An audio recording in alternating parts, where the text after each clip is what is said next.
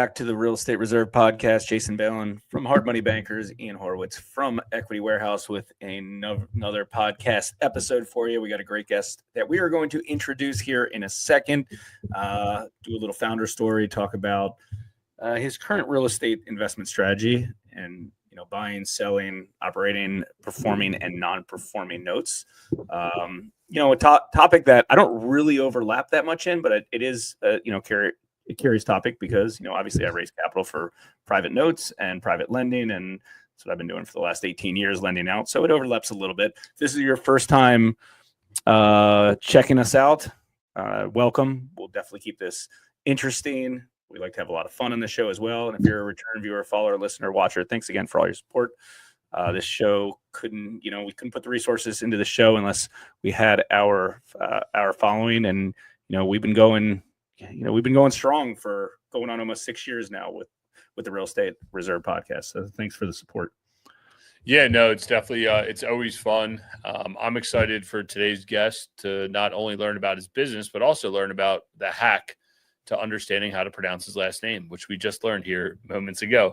But with all that being said, guys, we bring in guests that are actually doing deals. They're not gurus. They're not trying to sell you anything. They're just real people doing real deals.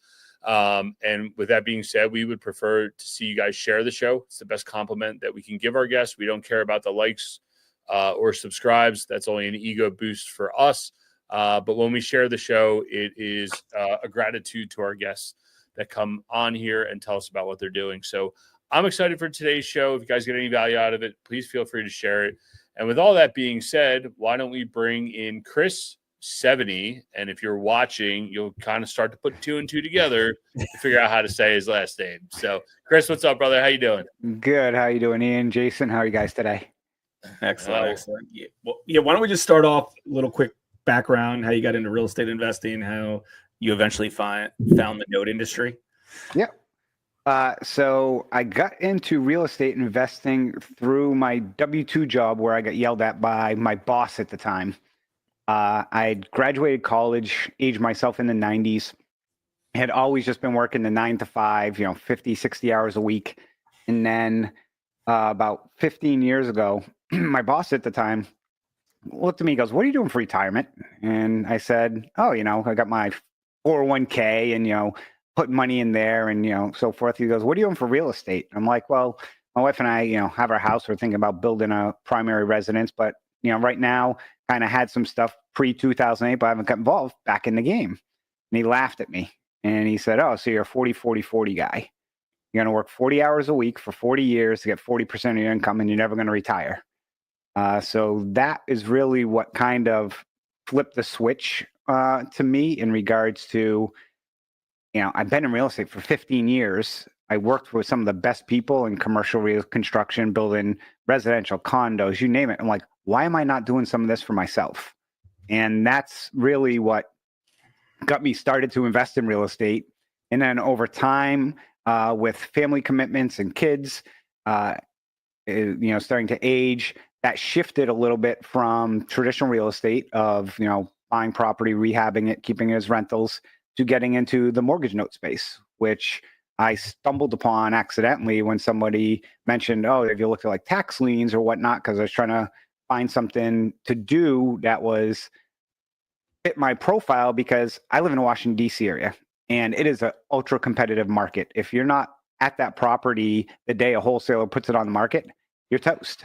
And that was restricting me, and I wasn't comfortable investing outside of the region because trying to renovate next door is hard enough. We're trying to renovate from afar. It just sucks. So I stumbled upon note investing in 2016, 2017, and started buying a few notes. And fast forward to today, I'm 700 plus notes later, and left my W-2 job, and now we're on a mortgage note fund. So let's talk about how you finance mortgage notes. Oh, I guess let's talk about defaulted mortgage notes or buying mortgage notes as a whole, because I think it's a process that maybe a lot of people don't realize takes place every day in like the standard Wall Street world, or even in Jason's world. I mean, he literally sells pieces of his notes every day.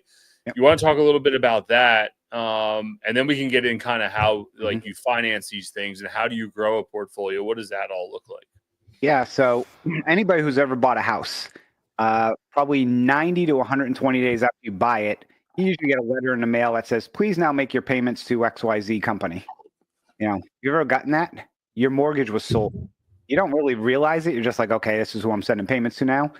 But your mortgage was sold. So more than half the mortgages actually get sold or institutionalized in Wall Street. I mean, it's complex.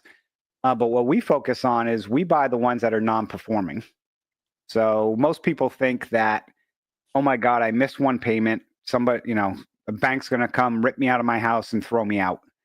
The average delinquency we see on our loans is 3, 4, 5 years, meaning people are 5 years behind on their payment. So there's a lot of misconceptions about the space.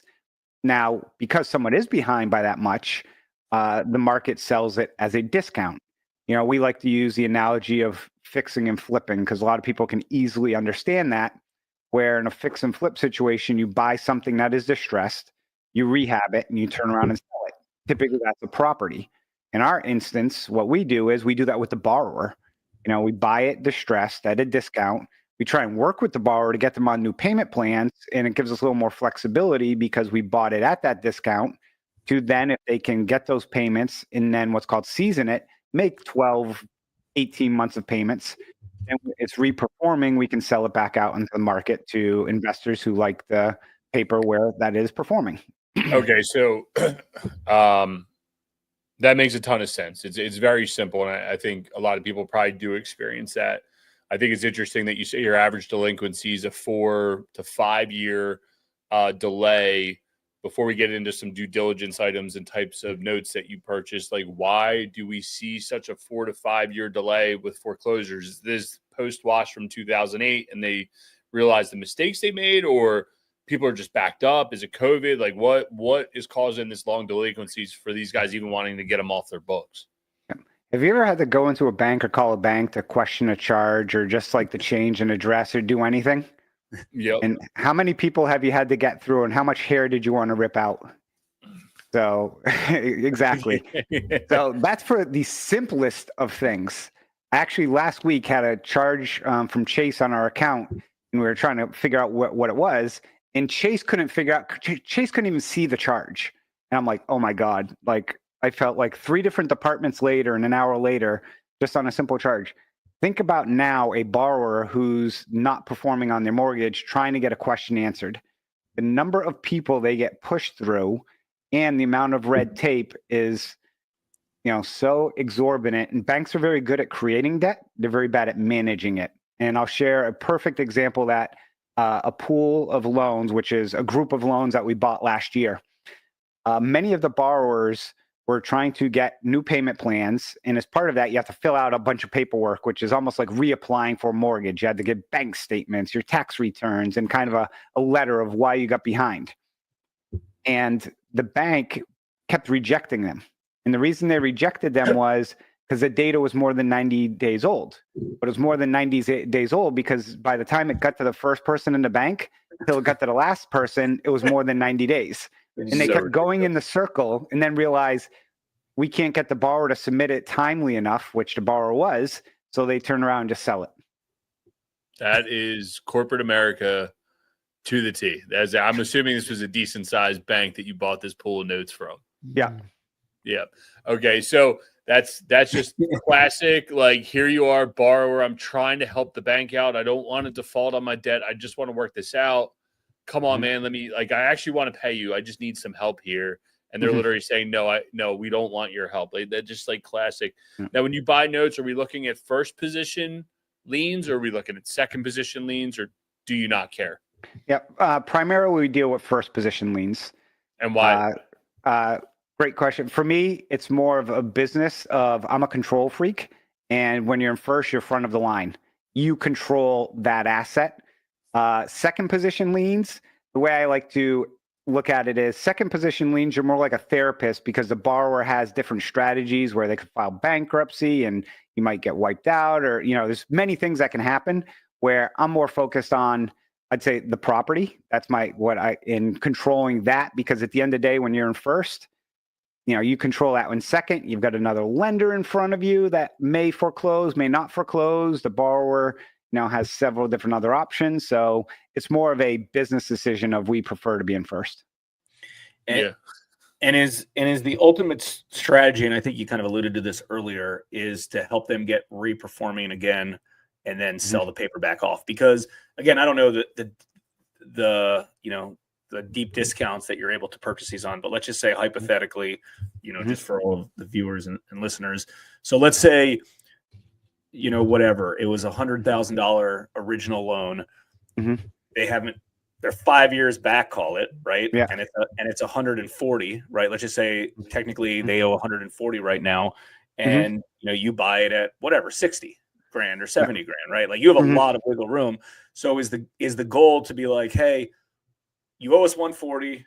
You know that you bought this for 60. Maybe they couldn't afford the original payment on this. Let's figure out a way to get this thing reaffordable.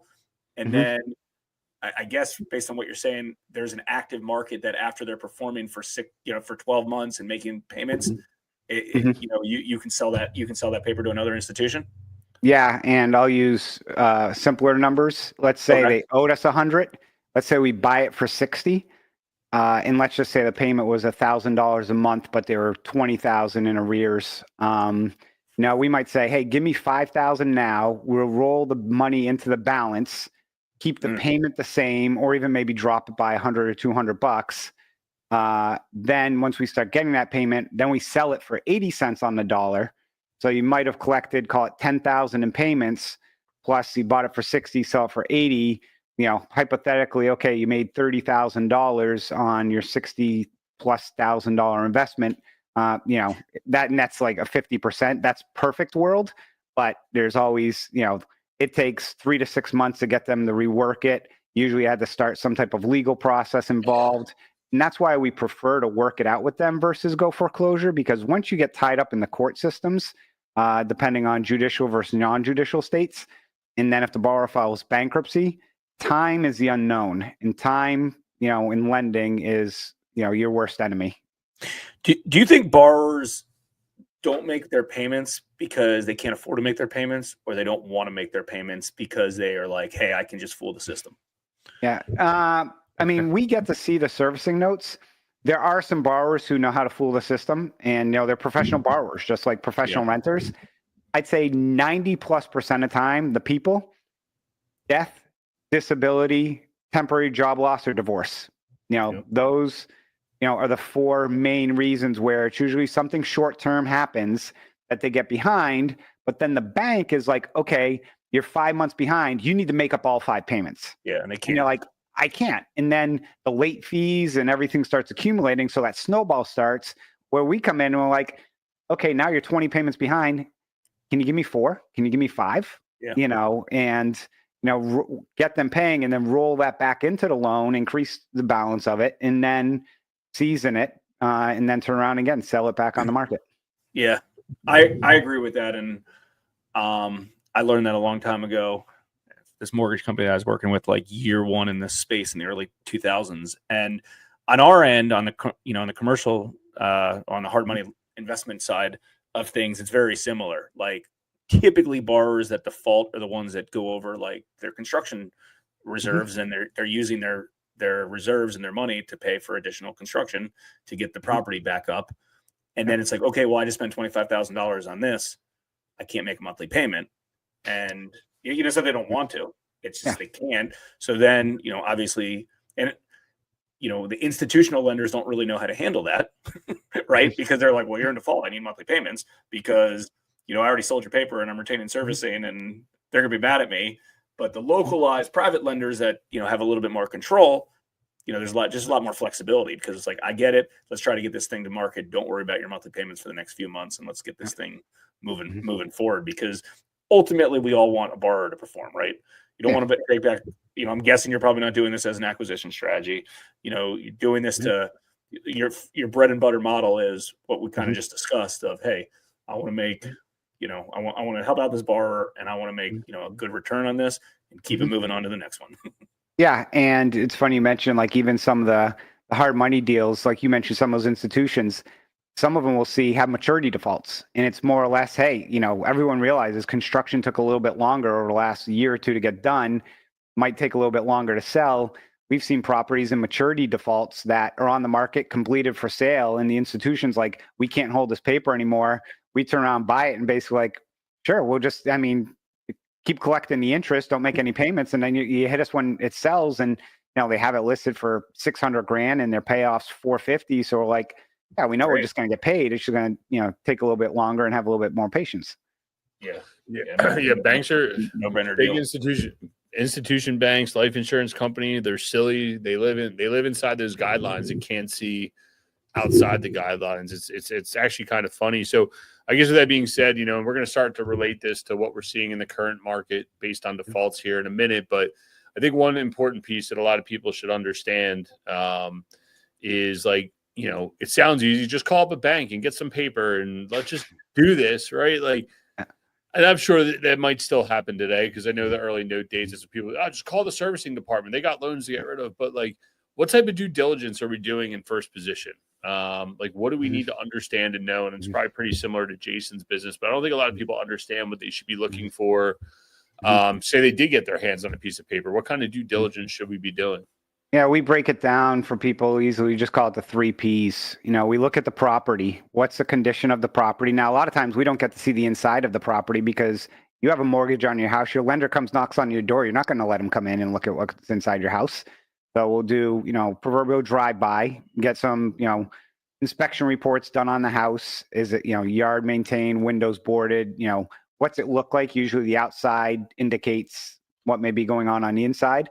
If it's kept well on the outside, then you can assume, okay, it might be kept well on the inside. So that's one piece of the property. The other is title, understanding where title is on the property. Make sure we are in first position. We've seen loans that we've been told we're in first, we're in third. If there's $50,000 in taxes owed on a property, that's an issue because taxes trump card everything above first position liens. So we'll want to make sure there's clean title. We've seen loans where the mortgage had the wrong legal description on it that, have to go through quiet title. Everyone always wonders like title insurance is a scam. I'm like, no, title insurance, we see a lot of claims for title insurance, believe it or not. So that's kind of on the property side. Next is, we try and look at that predicament of what got them in that situation. As I mentioned previously, death, divorce, health, job loss, like what. Reading the servicer has to keep all those comments. So we get to read all those. So it's like the diary. Borrowers don't realize we get to see that. And they sometimes will be like, oh, well, we said this, that. And I'm like, well, no, I've got the entire list here of every time. And you've spoken with them. And that's not the case. And then they're like, oh, they don't realize we have that.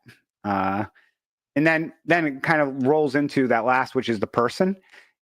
We've seen people who filed bankruptcy 6 times. We're not going to deal with that. That's a professional borrower. We've also seen situations where now a family of 4 lost one of the parents. And that's something where they're trying to make ends meet. That's a situation where we probably can't help them. And that's one where it's like, if I can't help them, that's the last thing I also want to do is go throw a family of, 3 out in the street because they just lost, a parent. So that's another kind of important component of understanding that type of person. We had a loan where, we took it to foreclosure and we found out the reason why was we couldn't find a family and the father was in prison. The father was in prison for running a bunch of restaurants without licenses. And after 3 years, they finally threw him in prison. So we checked, the property was occupied. So we filed for eviction and get the eviction. And we, the sheriff goes out there to evict this person. We find out it's the daughter who's in high school living there all by herself. And all of a sudden it's like, oh my God. So we basically are like, okay, let's not evict her. Let's work something out where get her, home with a family or whatnot, and gave her another several weeks to get out of the property because, it's a situation where, we're in the business to make money, but also I'm a karma type of person. And this person did absolutely nothing wrong and, basically had actually kept the place very clean compared to what you should see some of these properties look like. Some people leave them in. I can't believe, the town dump is cleaner than some of these properties we see. So that's, situations we see like that all the time where it's mind blowing what you see, it's almost like, if you go back and watch like episodes of Cops back in the day and some of the stuff you see on there, you just scratch your head. We see a lot of that within mortgage note investing. Yeah. No, that's interesting that I think a lot of people miss out on. But like, I guess that makes sense. Like when you've gotten the files, right? But like, just so everybody understands, you're probably buying like a $10 million pool of properties, right? So that's whatever 50 assets at an average of 200,000. Are you doing that due diligence on all 50 of those assets when you're going to buy these at a discounted rate, or you're buying the pools, you've spot checked it and you're like, all right, let me play around, and then whatever I win, and what I don't, I don't. Yeah, this is where I think we differentiate ourselves a little bit. We will look at every asset. And in some instances, like you said, you don't get a lot of information. You just get a spreadsheet that has property address, balance of the loan, and last time they paid. And that's all you get. And in those instances, you do what's called an indicative bid. You give them a number based just on that information. And then once you start diving deep into it, if it's accepted, and the interesting thing with the note space, it's very different in traditional real estate where you'll sign up offers and all this other stuff.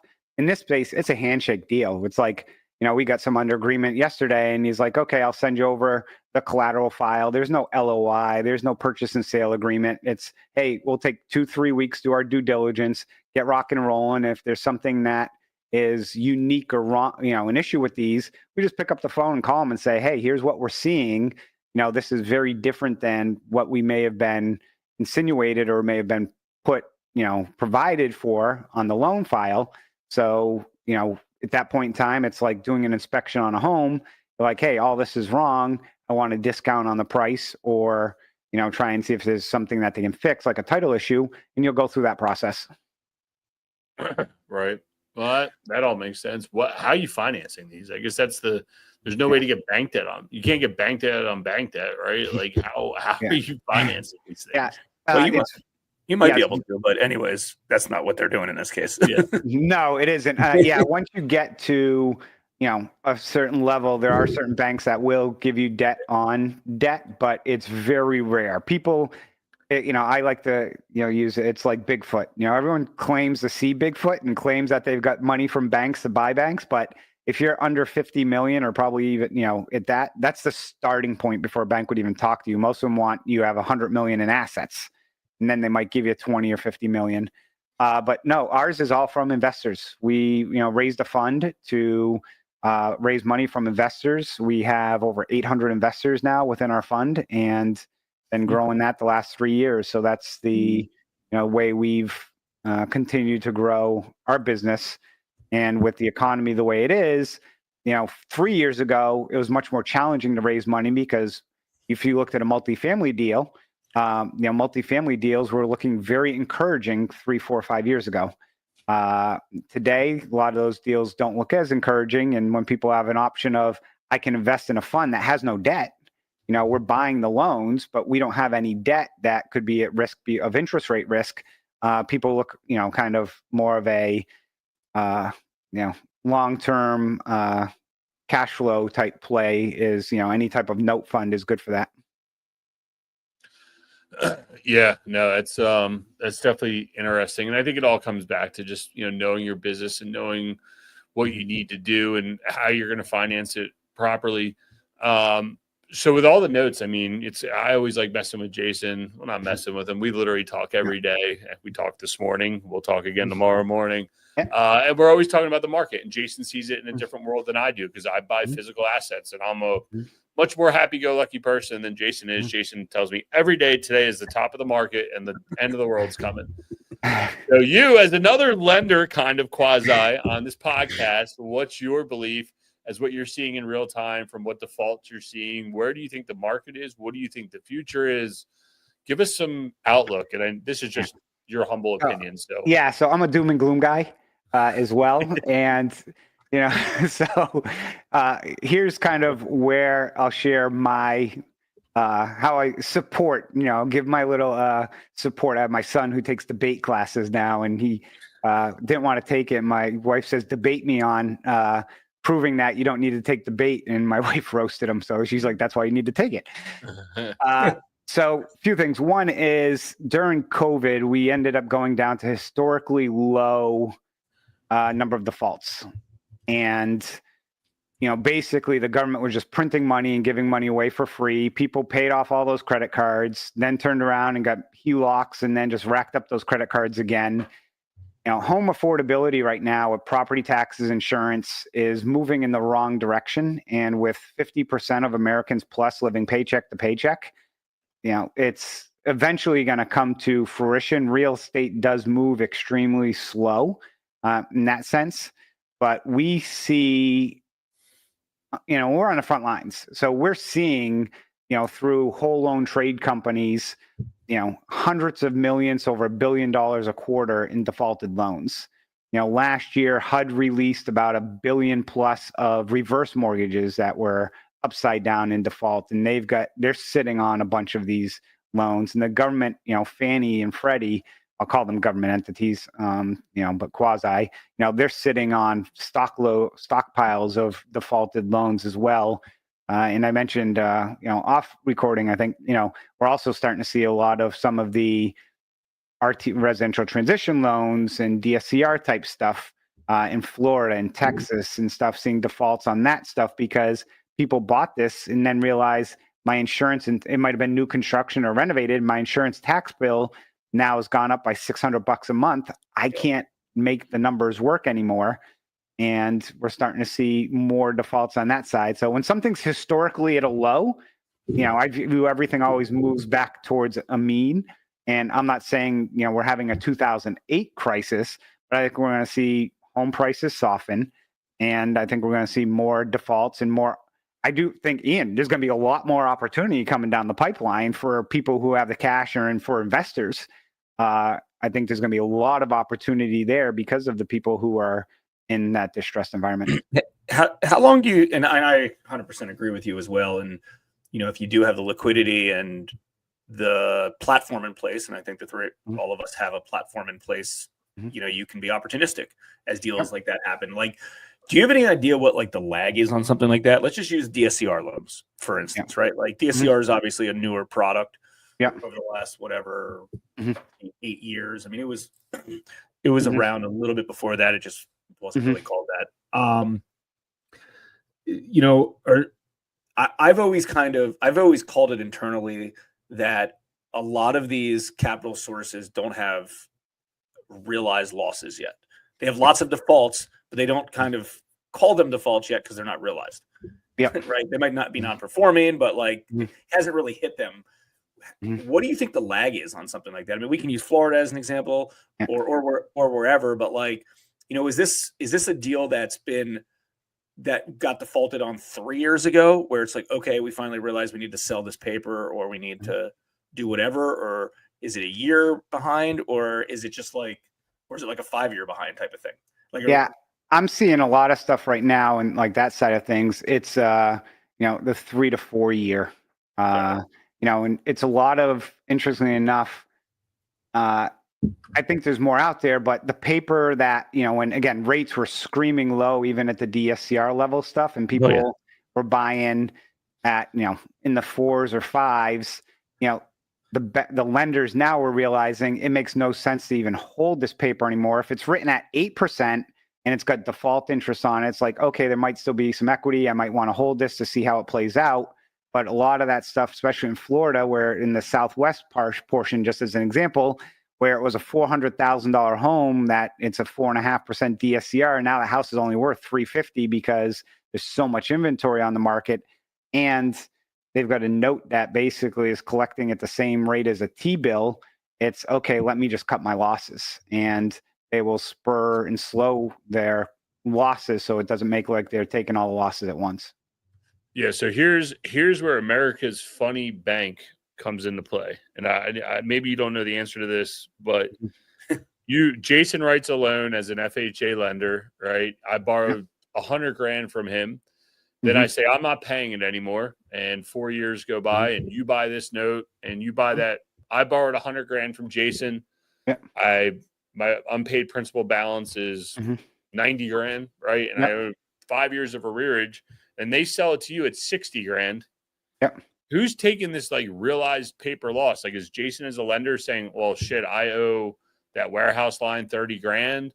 Is it funny money? Like, what is it? Because I think there's like this, like, it's the one thing that I always have trouble understanding is like people are taking real losses, and like some of these pool sizes you're dealing are in the hundreds.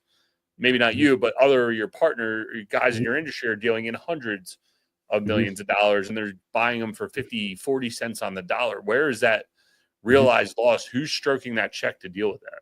Yeah, it's usually the lender. And one of the interesting things, if you go to a traditional bank and a bank holds the money versus securitizes it, and then once it's securitized, that's a whole nother, that's investors with all tranches and, the big short type thing.